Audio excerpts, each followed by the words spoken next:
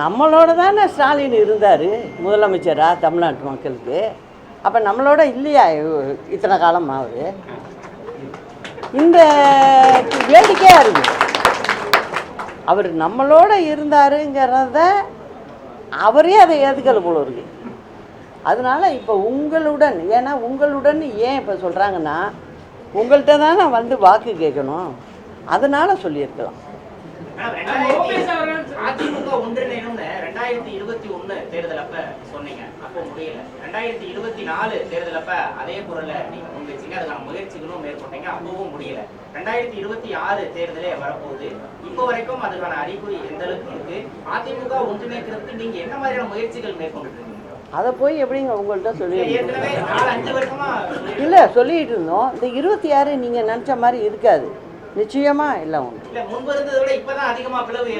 இல்லை அது உங்களுக்கு உங்கள் கண்ணோட்டம், நீங்கள் பார்க்குற விதம். நான் அப்படி எடுத்துக்கல.